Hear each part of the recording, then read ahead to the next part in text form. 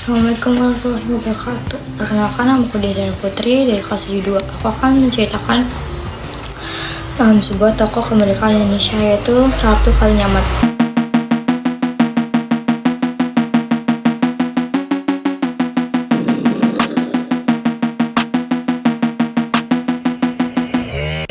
Ketika dipimpin oleh Sultan Trenggana, Kesultanan Demak mempunyai wilayah yang luas. Pada tahun 1527, Majapahit bahkan berhasil ditundukkan oleh kesulitan Demak. Ketika menyerang Panarukan, Sultan Trenggana mangkat. Ia digantikan oleh Sunan Pratua. Sultan Demak keempat ini hanya berkuasa selama 3 tahun karena dibunuh oleh Arya Penangsang, anak dari Pangeran Seda Ing Lepen.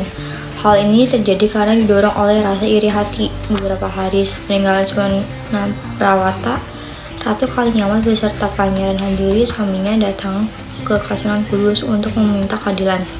Ratu Kalinyamat adalah putri ketiga Sultan Trenggana. Nama kecilnya adalah Ratna Kencana. Ia mendapat gelar Ratu Kalinyamat setelah menikah dengan Sultan Handiri yang memiliki nama asli Raden Thaib, dari kerajaan yang pernah berkuasa di Aceh.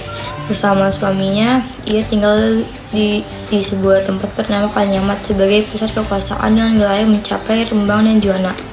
Tempat ini terletak di antara Jepara dan Kudus. Ketika Ratu Kalinyamat dan Sultan Handiri kembali ke Kalinyamat, mereka disergap oleh para abdi setia Arya Penangsang. Sultan Handiri akhirnya meninggal dunia di desa Perambatan. Peristiwa ini tidak dapat diterima oleh Ratu Kalinyamat. Untuk itu, ia meminta keadilan kepada Tuhan Yang Maha Kuasa dengan melakukan tapa berata di Gunung Danaraja. Ia bersiku untuk tidak mengakhiri tapa beratanya sebelum Arya Penangsang terbunuh. Tapi berata ini menunjukkan kelembutan hati Ratu Kalinyamat yang rela meninggalkan istana yang bergelimang harta dan kekuasaan. Hal ini ditafsir masyarakat desa Tulakan dan sekitarnya sebagai wujud kesetiaan seorang istri dan bakti seorang adik kepada saudara tua.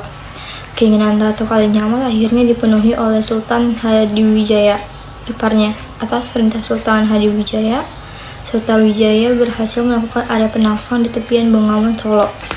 Kekalahan Arya Penangsang menjadikan Ratu Kalinyamat berkuasa penuh atas wilayah Jepara. Kekuasaan Ratu Kalinyamat mencakup Pati, Juwana, Jepara, dan Rembang. Di bawah kepemimpinannya, Jepara berkembang pesat, terutama pada bidang pelayaran dan perdagangan. Pada saat itu, ada 4 kota pelabuhan sebagai pintu gerbang perdagangan, yaitu Jepara, Juwana, Rembang, dan Lasem. Melalui kota-kota pelabuhan ini, Jepara berhasil melakukan ekspor beras, gula, kayu, kelapa, dan berbagai jenis palawija. Dan pelabuhan Jepara mendorong